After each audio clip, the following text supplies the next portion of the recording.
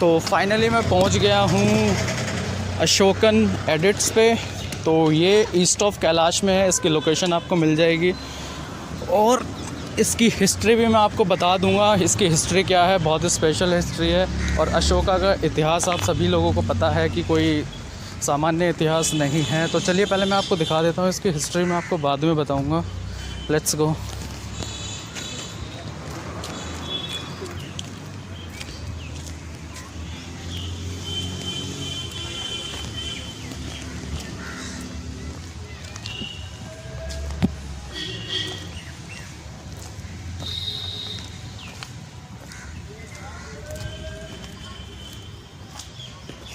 तो चट्टान पे काफ़ी फिसलन है और काफ़ी नुकीली धार है पत्थरों की।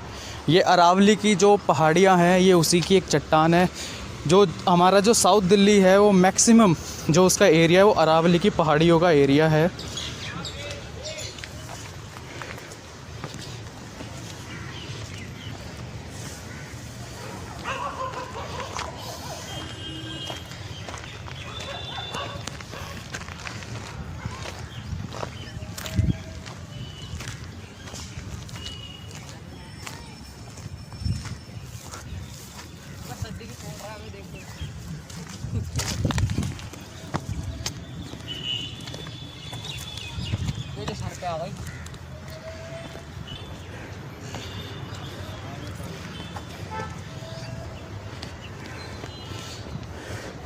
अभी हम ऊपर पहुंच चुके हैं।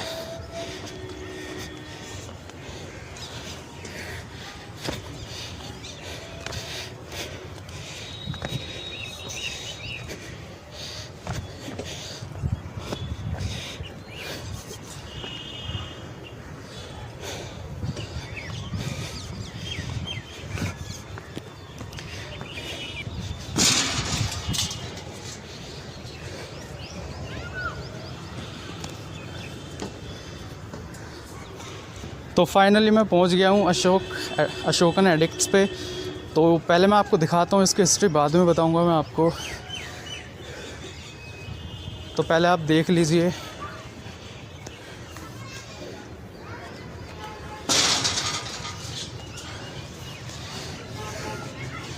वो जो सामने शिलालेख है वही अशोकन एडिक्ट्स है, जो अरावली की पहाड़ी पे बनाई गई है, एक झुकी हुई चट्टान पे। इसको चारों तरफ से कवर किया गया है, ठीक है। और यहाँ पे बुद्धिस्ट लोग जो है पूजा करते हैं। यहाँ पे बुद्धिस्ट टूरिस्ट बहुत आते हैं क्योंकि यहाँ पे धम्म का प्रचार किया गया है। चलिए आपको पास से दिखा देता हूँ थोड़ा।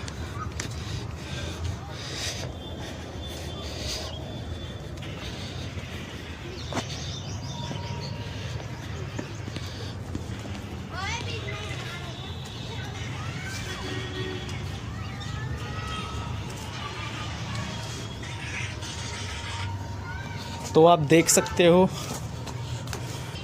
ये है, और यही वो शिलालेख है जिसमें प्राकृत भाषा पे लिखा गया है और ब्राह्म लिपि में लिखा हुआ है, जो धम्म का प्रचार कर रहा है।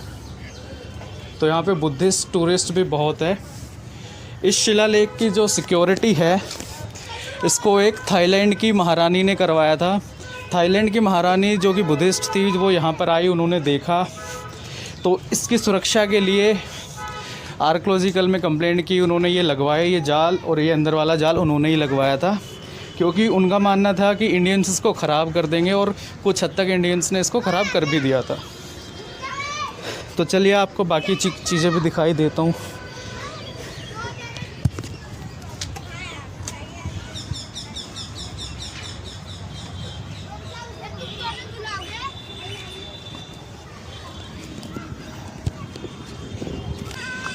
तो ये वो पूरा एरिया है।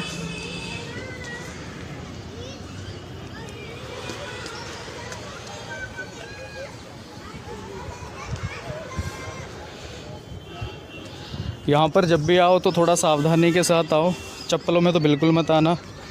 बाकी मैं इसकी हिस्ट्री की बताऊँ तो आपको, चलो इसकी बात इसकी अभी हिस्ट्री की करते हैं।